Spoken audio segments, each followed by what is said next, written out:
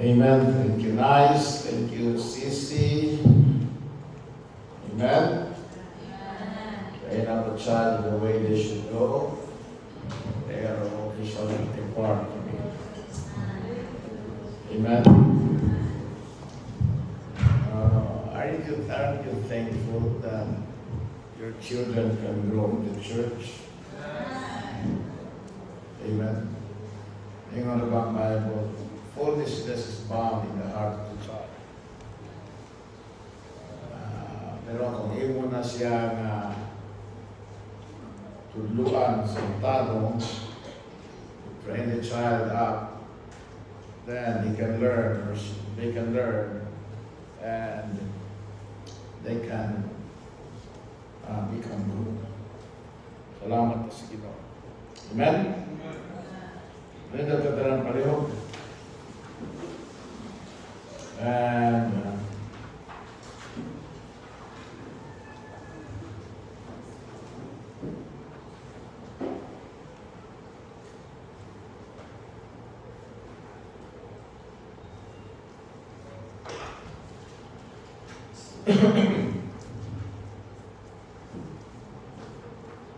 open your Bibles, please, in the book of 1 Timothy chapter 6. In verse number 6.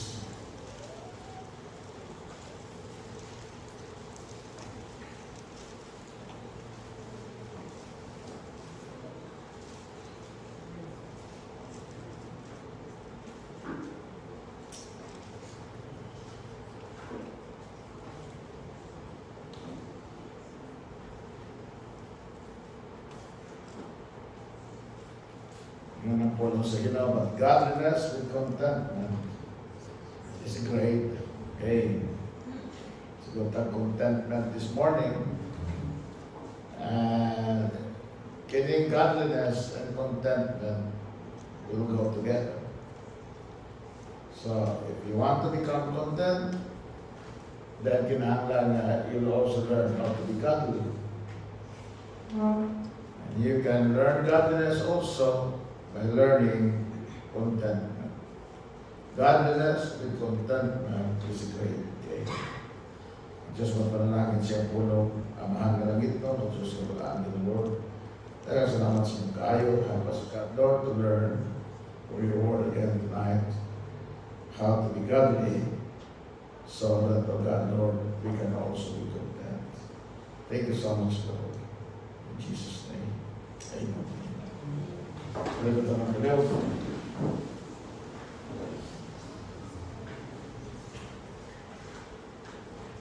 You know, it always pays to live godly. Ang Diyos nagsaad na adunay panalangin, adunay ganansya, o great gain, adunay ganansya ang pagkinabuhi sumala sa pulong o sa kabubuton sa Diyos. Dini adunay pakyas ang kalibutan sa pagsabot dini ang kamaturan. Ang tao nangita og kayuhan. Bisag asa na lang nangita og kayuhan.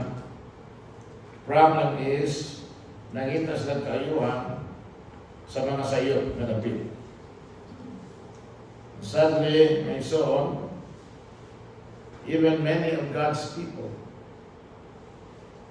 think that living for God is a waste. Maura man gihapon. Wa may kalainan. Kadungog tana. No? Sa may naato anang nabitaw diha pa ng faithful. Ipanalanginan ng sa Ginoo. Walang faithful, ang ipanalanginan sa Ginoo. Nabitaw diha, walang faithful, o man naglisod. Na ay mga faithful, naglisod ng Ginoo. So, usahay masaypan na to ang kamatuoran na ang pagkinabuhi na Diyos nun, dili kini usik or walay pulos. It's not a waste of time, it's not a waste of talent, it's not a waste of treasure, it's not a waste of energy. It's not a waste of resources. It's not a waste. Amen?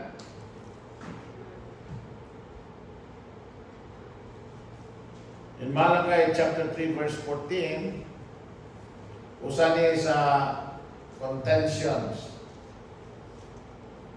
No, sa Ginoo ngadto sa tao, ingon siya, "You have said it is vain to serve God."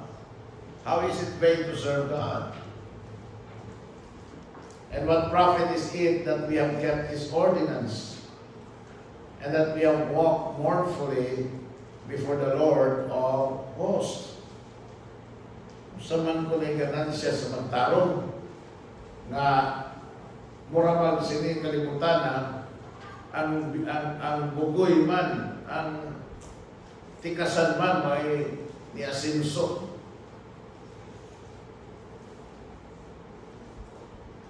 Hey, paminaw, godly people are not losers. Amen? The word can't measure success by how much you have accumulated. Pero yun ang Bible nga a man's life does not consist of what he have. Ang kinabuhi sa tao, wala na naglangko bukod sa'y naiiyahang ipanag-iya. So we cannot say nga tungod kay daghan ni, dagayan ni, adunahan ni tawhana, successful siya. Gani, daghang ingon diya nga successful mga ginikanan, pero ang mga anak failures. So, gawa sa prisuhan. No? Malambigit sa mga iskandalo. Malambigit sa mga ginadili ng mga butang.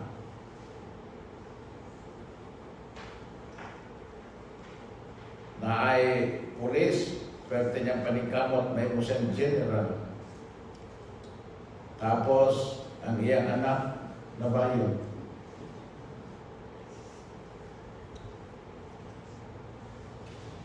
Diba? Nadia ang mga inahan, beauty queen. Pero ang mga anak, tomboy.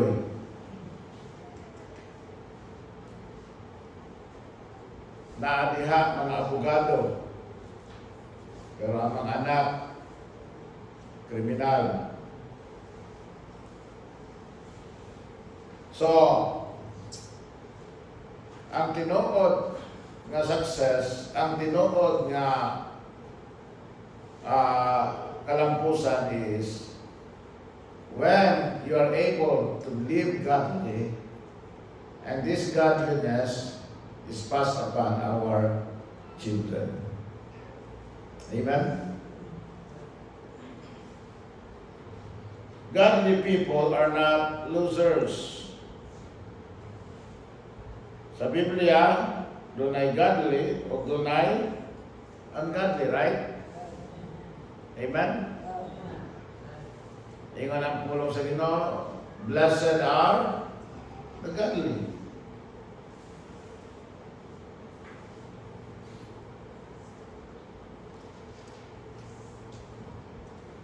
So, makita nimo nga the ungodly are corrupt.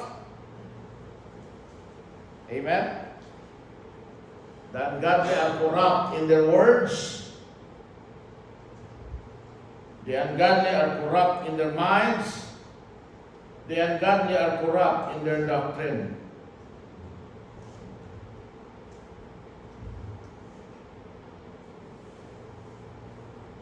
Not only that ungodly are corrupt, the ungodly are confused.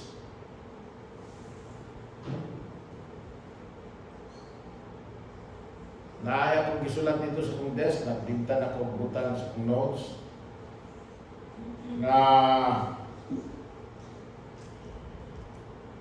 that if you don't believe God, there's a God, then what's the basis of your morality? Kung saan ka may basis sa imong moralidad? Kung di ka magtuo og Diyos. Asa man nimo ipasikan, ako sa may kapasikaran ko no, sa pagkamatarong o kamatuoran kung walay Diyos. But because man is ungodly, he's confused. Ang confusion kan sa tao mo ni. They call evil good and good evil. Tawagon nila na ang dautan na maayo o ang maayo o tawagon nila ang dautan. How confused are they? Amen? They suppose that gain is godliness.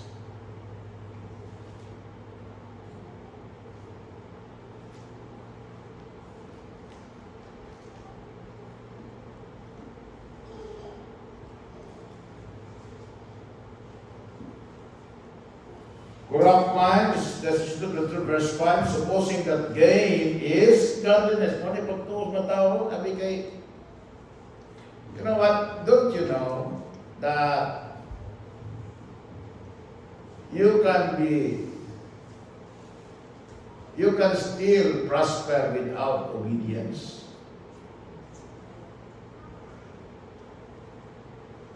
You work hard, you know, you can still harvest. Diba? Pero wala magpasabot na daghan kang kwarta, godly ka, sakto ka, tama ka, di panalaginan ka sa Ginoo. You know, there are people that think that gain was evidence of God's blessing. They assume that kini mga material wealth, material gains, and bigger followings were proof that they were godly. Then, usa ka puta, makita nimo they were arrogant, that they misinterpreted success as validation of godliness. It is not. So, ang Ginoo nagpahimangno na to about the ungodly. Yung ang Bible sa verse 5, Hebrews chapter 6, from such withdraw thyself. Kung may bawaan ng tao ungodly, palayo anong tawhana. Amen? Amen?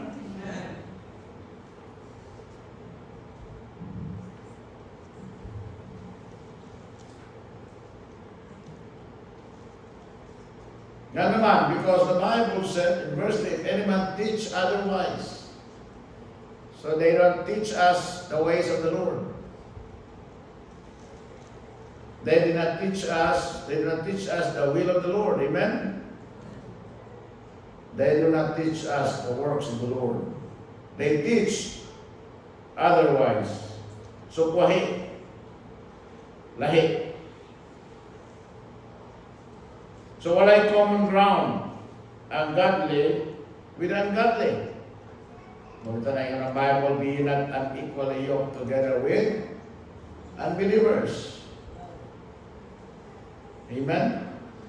Sometimes we're going to you know, you may not be having problems now with unbelievers, but when you join yourself with unbelievers, in the long run, you will have problems. The unbelievers will be a snare to you. Their ways will vex your soul. Remember ni Lot? He chose to be at Sodom and Gomorrah. Sinita he hustled siya. Amen? Ang iyang kalag sa mga pamaagi, sa kinabuhi, sa mga filosofiya nga iyang makita sa mga kadautan nga nakita dito sa Sodoma o sa Gomorrah. So yan ang Bible. Withdraw yourselves from the ungodly. Amen? Do not try to understand them because you just get confused.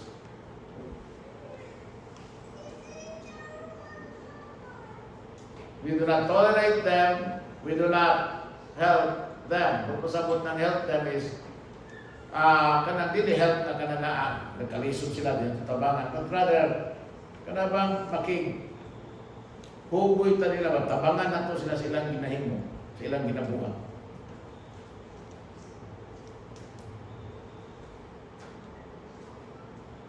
Ikaw ng Bible, walk away.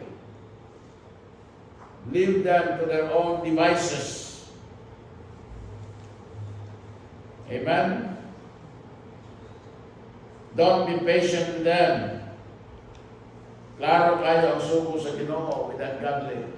Withdraw yourself from them. Withdraw yourself from them. Yan ang Biblia. Amen? Kaya dili ka na nila, dili ni mo na sila makuyog sa Ginoo. Ang mahitabo pa noon, ikay ilang makuyog sa demonyo. Amen? Sugod ka na, mawalan ka sa Ginoo, tapos mapunta ka sa demonyo. Okay rin na, Pastor, kaya oras bigyan ko katapusan. Ari-araman kami na, demonyo, Ginoo. Amin na, luwas na ka, di ka mo simba kay ang computer doon ka, ating na iyas Ginoo. Iyan ang demonyo. Magaling kamot ka, makakwarta ka, nakakwarta na ka, imo lang musikan dito. Ba, mga sala, imo isugal yung kwarta, imo ibutang dito sa computeran, para lang magdulaan ang pinatyanay. Diba, ang dulaon sa computer, pinatyanay. Diba, kung saan yung mga sikat na dula sa computer yun? Ha? Blocks. Roadblocks. Roadblocks. Saan na? Pinatyanay ka po? O roadblocks.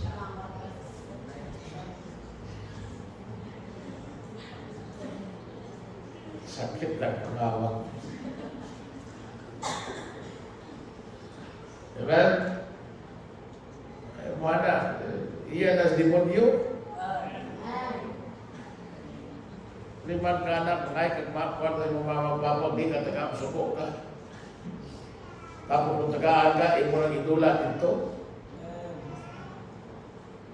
Kunya, kuha na kay kwarta, mamakal ka, mangita ka ang kwarta, usay mong baton. Tapos pag nala kay kwarta, imo na mong ikusikan dito. May pag makaon na, di ba na makaon ng Roblox. Say may labi na.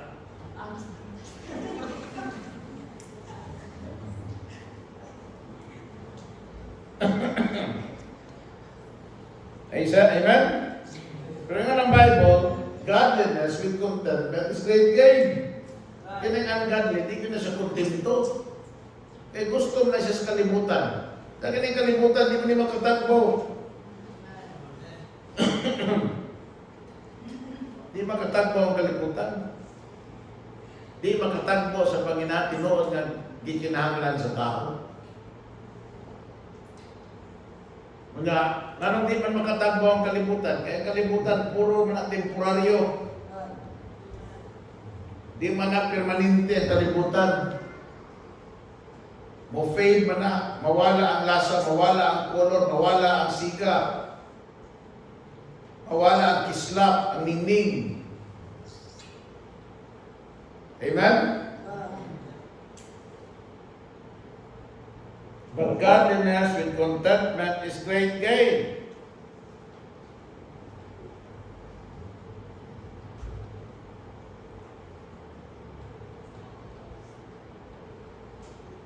Mo na resulta kung godly ang tao.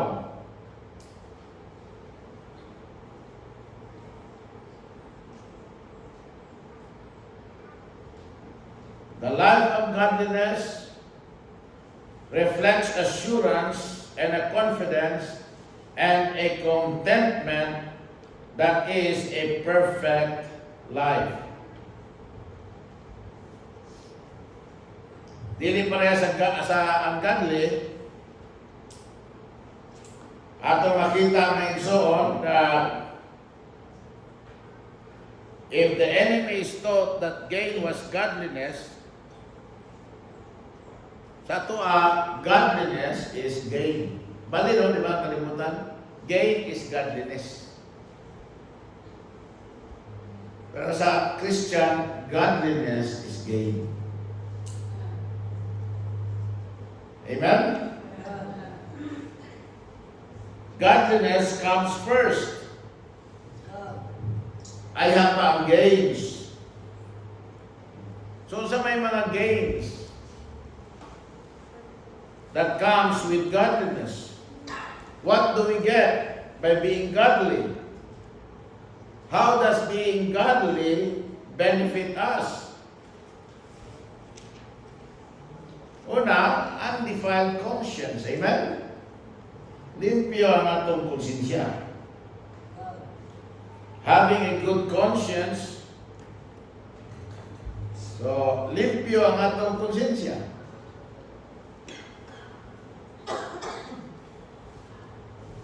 Nga naman, the Bible said, we have good conversation with Christ. Nindot maayo ang ato ang pagkinabuhi uban kay Kristo. Wala tagahimo og binuang, wala tagahimo og panikas, wala tagahimo og dautan. Amen? Wala tagahimo og mga butang nga hugaw. So, we have clean, we have good conscience. That's 1 Peter 3:16 and 17. 1 Peter chapter 3 verses 16 and 17. You know the Bible, having a good conscience, that whereas they speak evil of you, as of evildoers, they may be ashamed that falsely accuse your good conversation in Christ. 17. For it is better if the will of God be so, that ye suffer for well-doing than for evil-doing.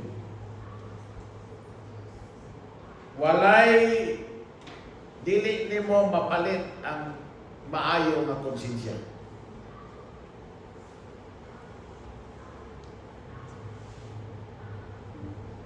Living godly will bring the priceless benefit of handling false accusations. Ingon ang Bible, the Lord knoweth how to deliver the godly out of temptations, and to reserve the unjust unto the day of judgment to be punished. So, you live godly, you live right, you have good conversation with Christ. Amen? So that does not only give you a undefiled conscience, but also you gain undeserving conflict. Kada bitaw mga kasamo kung kaguliyan nga dili unta angay nga mahitabo, malikayan ba? Malikayan. No? Dili nimo na maengkwentro. Kanang way samok ba nga kinabuhi? Way hustle nga kinabuhi? Nga dili ka magkinabuhi para lang kung sa isulti sa tao. Amen? You don't care what they do to you because you are doing right. Yan ang Bible. If you live godly, you will surely be persecuted. Because in the Bible, yea, and all that will live godly in Christ Jesus shall be or shall suffer persecution. 2 Timothy chapter 3 verse 12. Now, inumdum mo ni Job, pag-ingon sa Ginoo, kakita ka sa akong servant si Job, kung sa higih mo sa yawa, kaya na ko na mahimong dili faithful. Kaya na ko na himong ungodly. Ayaw lang siya panalit niya, ayaw lang protection niya. Iyon ang Ginoo, sige, pero ayaw lang tiyak kinabuya. Sigurado kayong yawa nga si Job mutalikod gikan sa Dios kung mag-atubag na siya og trouble o mga kalisdanan. Ingon ang yawa sa Dios nga godly lang si Job kay naa pa man siya ginadawat gikan kanimo. Gipanalanginan man nimo siya. Imo man siyang gipanaligdan. Imo man siyang ginahatagan sa mga kadagaya. Liman kana ang iyang mga hayop ning dagan ug maayo. Iyang servant ning dagan maayo. Walay mas mudako pa niya dinhi dapita. So nagtuo siya na kung si Job magkalisod, di na siya ma-faithful. Di na siya mahimong tarong. Muundang siya pagka godly. Amen? Muna, dagang mga tao, maguna-una, nga pag doon na sila yung mga problema, it is no longer worth to be godly. It's no longer worth to serve God. Muundang na lang tanik simbay, muundang na lang pangalaga sa Ginoo ni. What people do not realize, mga igsoon, is that godliness is gain. Kana lang na ang wala ka nakasala, bisan ko man dunay mga pagsulay sa imong kinabuhi. Ano sa inyo sa Bible, in all these things, Job sinned not.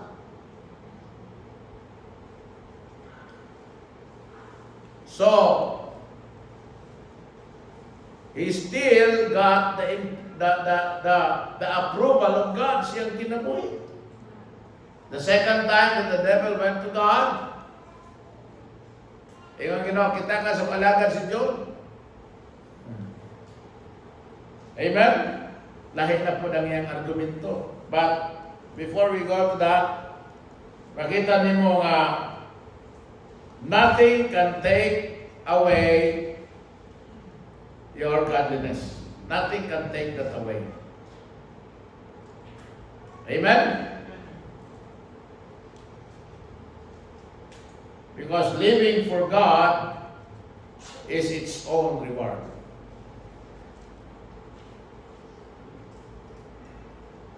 First Peter chapter 2 verse 20.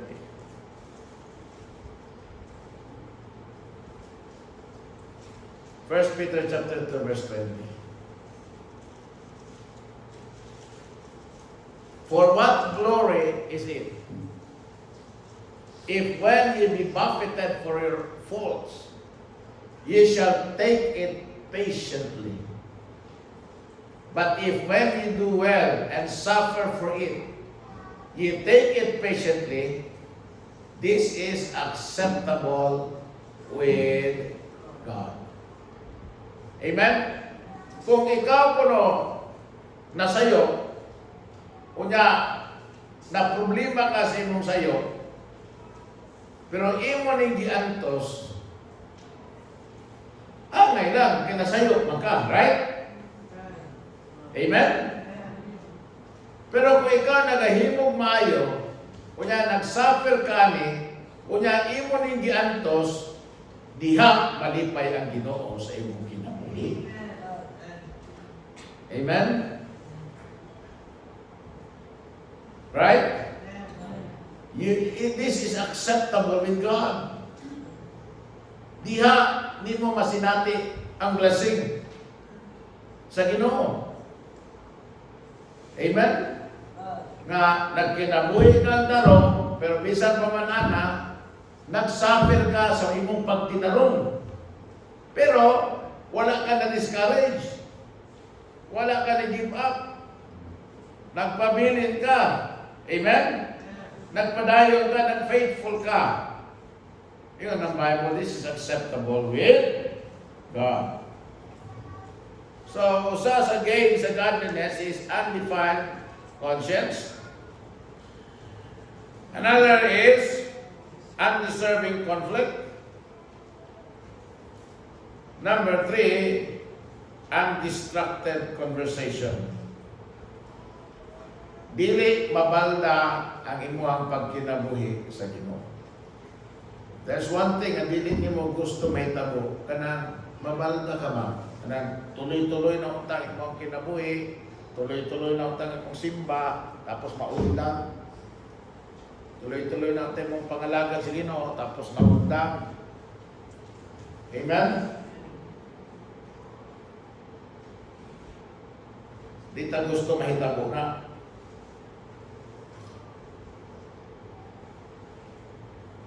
Yung ano ba Bible, lapit ng baling Ginoo. Amen? 2 Peter chapter 3, verse number 10.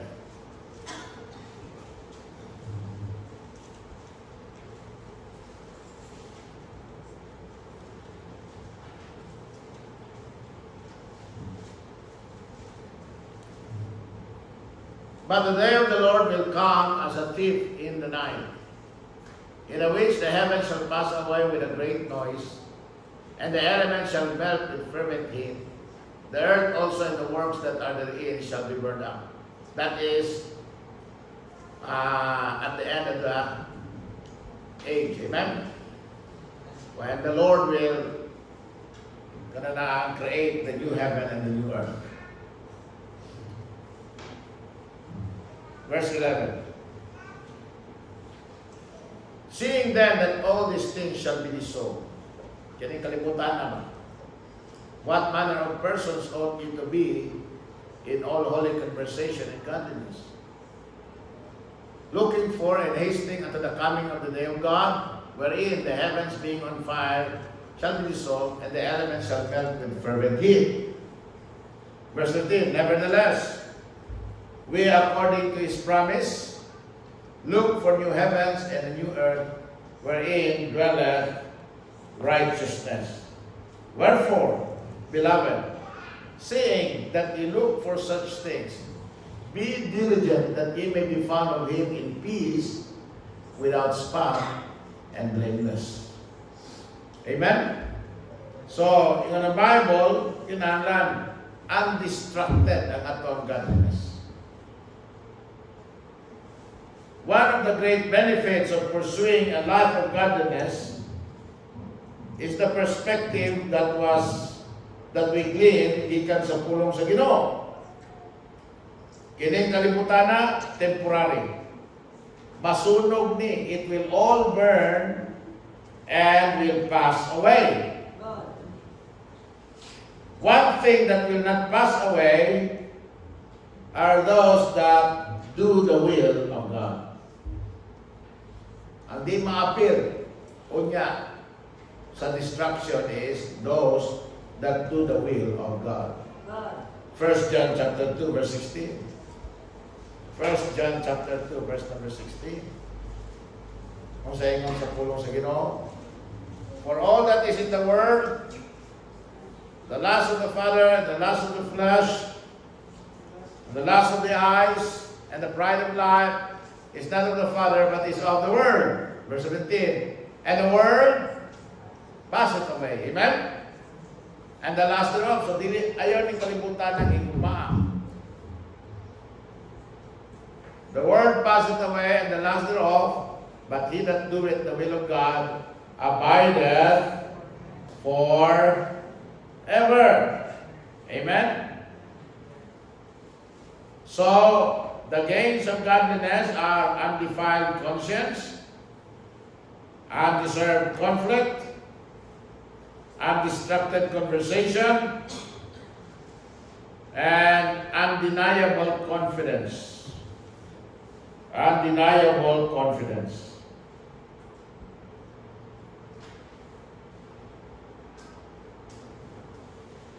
1 Timothy chapter 4, verse 7.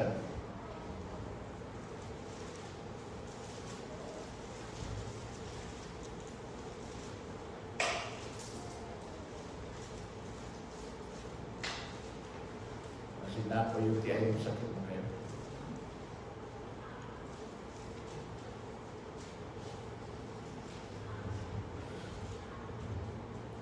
But refuse profane and old wives' fables, and exercise thyself rather unto godliness. For bodily exercise profiteth little, but godliness is profitable unto all things. Having promise of the life that now is, and of that which is to come. So, kung sa'y promise sa godly living, blessing today. What about in the future? Blessing in the future. Amen?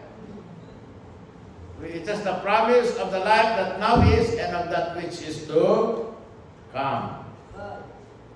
You know, sa atong culture, na diin, ang emphasis is sa body, exercise. Nagpahimang si Apostol Pablo ng Timothy about unprofitable priorities. Kada bita mga priority ni mga walay bitay yung tanga panalangin walay ganansya.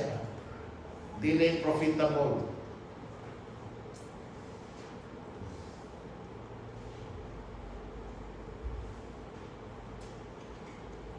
In a day, we should be working out something eternal. So sa Apostol Pablo mentioned, he encouraged the pursuit of godliness, having promise of the life that now is and of that which is to come. Philippians chapter 2, verse 12. Tanawa.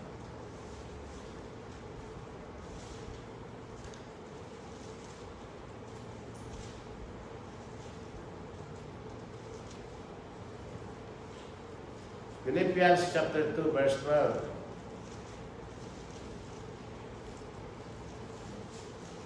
Wherefore, my beloved, as ye have always obeyed, not as in my presence only, but now much more in my absence, work out your own salvation with fear and trembling. For it is God which worketh in you both to will and to do of his good pleasure. Do all things without murmurings and disputings, that ye may be blameless and harmless, the sons of God without rebuke, in the midst of a crooked and perverse nation, among whom ye shine as lights in the world, holding forth the word of life, that I may rejoice in the day of Christ, that I have not run in vain, neither labored in vain.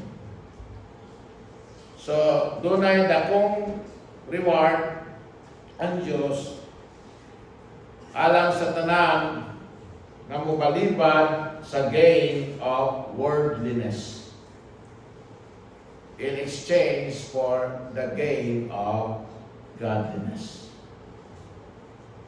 Isaiah, closing verses mention Isaiah 33, verse number 15. Isaiah 33, verse 15. He that walketh righteously and speaketh uprightly, that's God, the godly.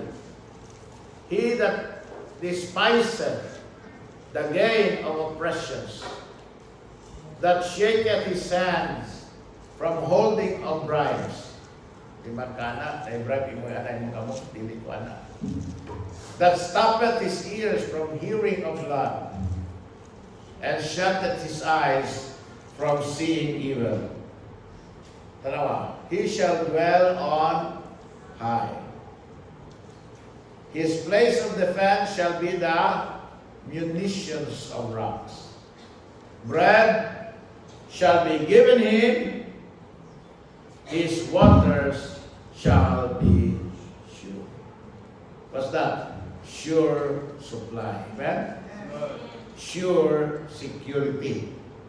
Sure salvation. Sure dwelling. Amen?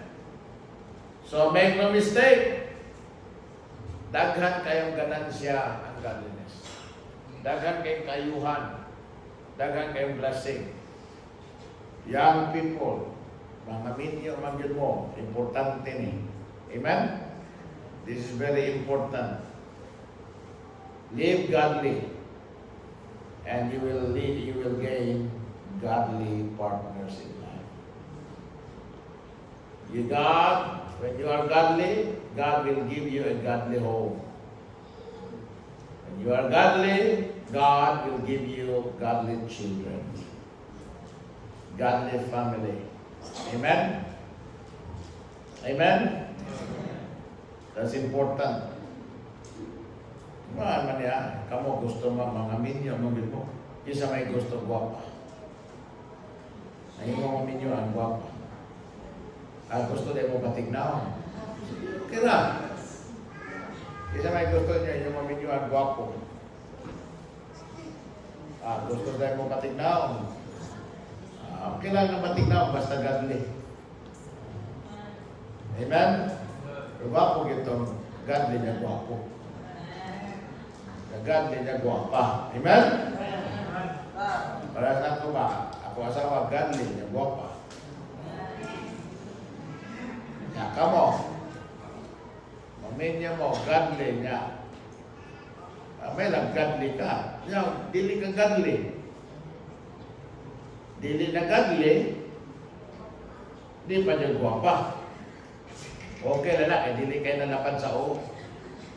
Amen? Di man guwapa. Ang problema, dili guwapa, dili godly niya guwapa. Basta problemahan niya. Kay dali kayo na kuhiton siya o. Daghan kayo magtintala na. Maglagod kayo, niglakaw sa daan kay mupo, mag-shorts.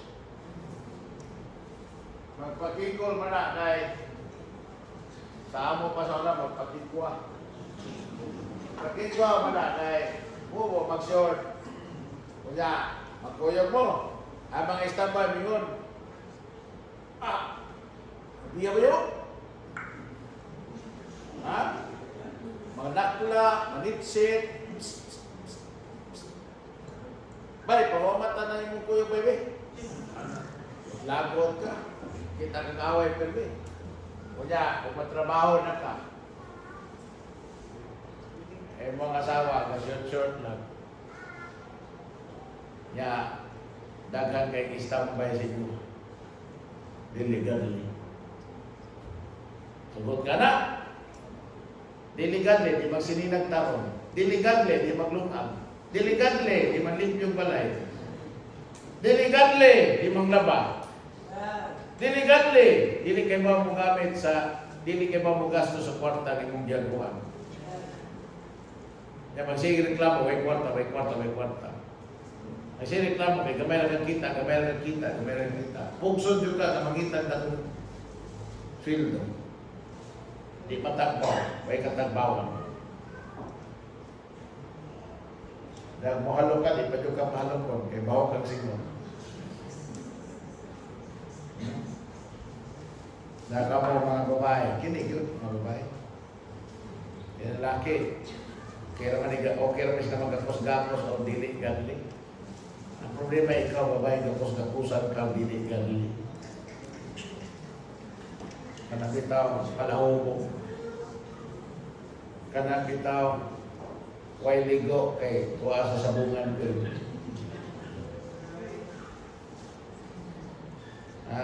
Kanang baho kanunay bino.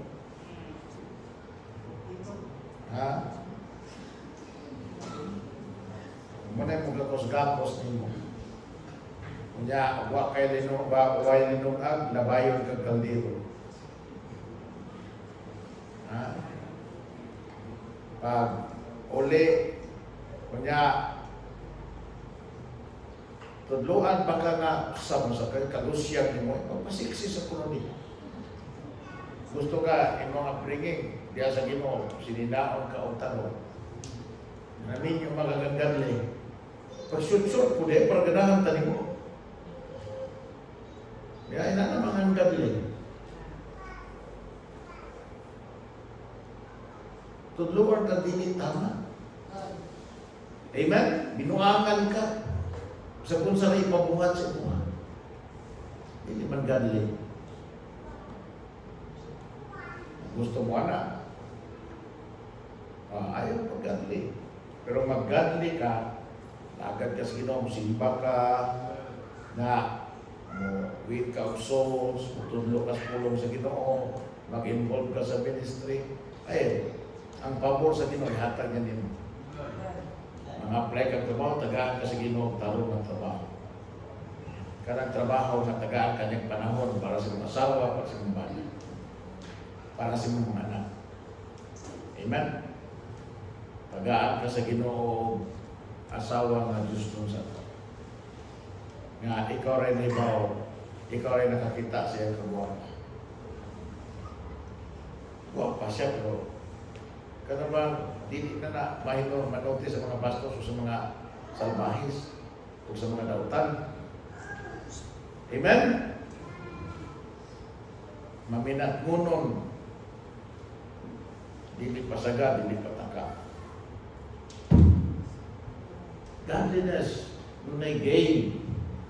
Ilikay ka sa godliness sa mga troubles, sa mga dili. Maayaw na ito. Ako may ganansya ang Diyos.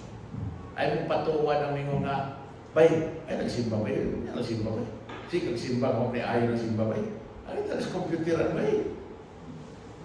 Ha? Uy, ayaw na. Ayaw padalaan na nila. Ay paminawan na nila. Adto ka sa may mo nga, manimba tabay, uyog extension bay, uyog tagwayan bay, kada tagwayan. Amen? Ano mo siki mo kwarta sa computer bay? Lay ayo na. Amen? Maminyo ka ka ng dili-hilig kung Shopee.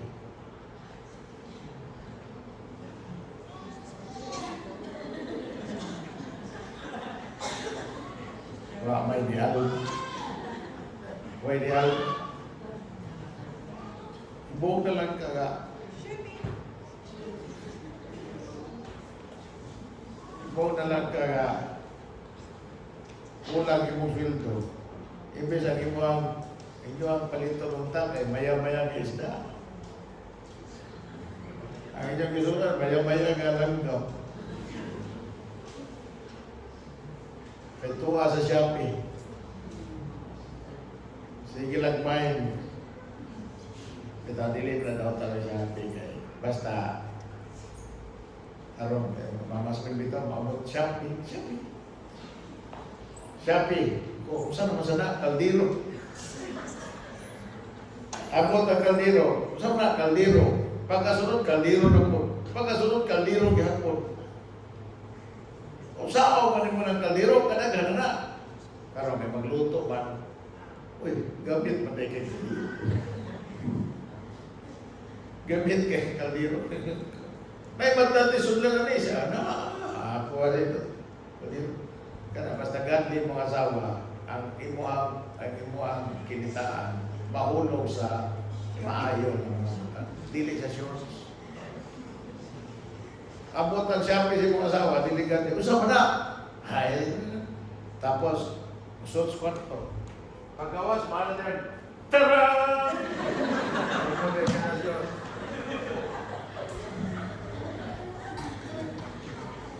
Ikaw, maglap. May sultan na rin. Usap ka. Ha? I-surprise mo ka. Hey. Nagalimot ko sakit rin. Amen? Godliness. Kita Christian, kita lang godly. Amen? Ang ato ang gawi, Diyos nun. Ato sinuntian, Diyos nun. Ato pangunahunan, Diyos nun. ang ato ang pagkinabuhi Diyos nun. Manay pangayoon to sa Ginoo. Samtang nagsulod tuig, kung wala pa tamo ato sa Pebrero, ngayon sa Ginoo, Lord, help me to live a godly life. Amen? Ano ba tanang kayo? Amahan mo lang ito, no Diyos ko pala, ang Lord, hindi kapunon, niya kami Ginoo, Lord.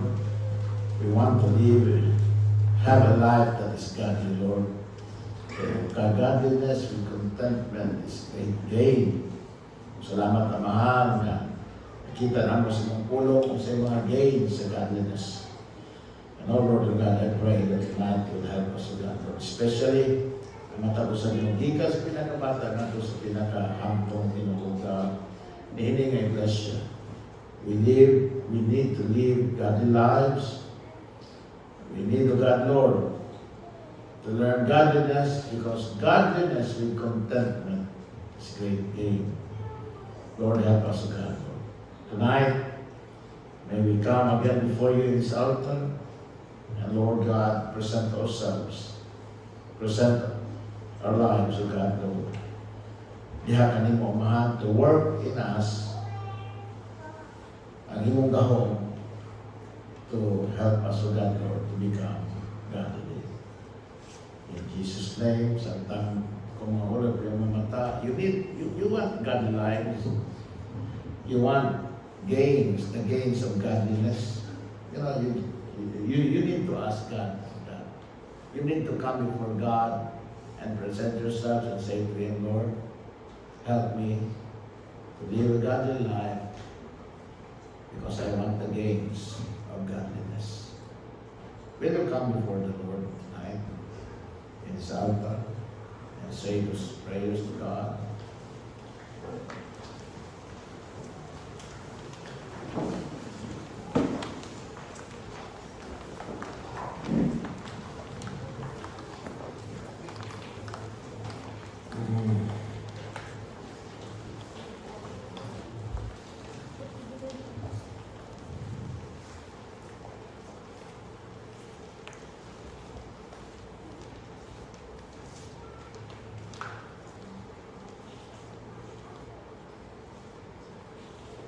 Dear Lord, our Savior, our King, our God, our Lord, thank you so much, God, for saving us. And thank you so much, God, for your sustaining grace upon us, God. Salamat, Ginoo, na dihanan mo, we have good prospects for the year 2025. Lord God, we need to live godly lives. Teach us, God, Lord, to do so. Lead us, O God, Lord, guide us. Whisper it into our ears, O God, Lord. Impress it into our minds, into our hearts, O God, Lord. That we will be godly at all times. That we will seek sa among kinabuhi ang makatabang ka namo to become godly. And Lord God, parisan kinyo of contentment. Because Lord, gusto namo Ginoo na panalangin, hindi mo ay mag-abay sa mga kinabuhi, Ginoo. We cannot afford, O God, Lord, to live a life that is not being blessed by you. Lord, we need the blessing of peace, joy, happiness, fruitfulness, usefulness of sa among kinabuhi. We need to be the blessing of God, Lord, to be a blessing to others, to be a good companion, to be a good friend, a good father, a good daughter, a good son, a good brother in Christ. And that can only happen, O God, Lord, when we live godly lives. No, God, Lord, I pray na sa among pagkinabuhi na Diyos, no, doon na may mga pagsulay, doon na may mga persecution, doon na may mga contradictions, doon na may mga pagsupa. Pabangin kami doon ang asama ni Job. Hindi kami madiskal, biyanin kami talikod kami mamahal. Brother God, Lord, strengthen us in our resolve, reminding us, God, na uban kakanamo kanunay, dili mo biyaan, dili mo usaptan. Lord, we commit to you, God, Lord, our lives. Help us, God, Lord. Alangin kami din, Lord, to live godly lives.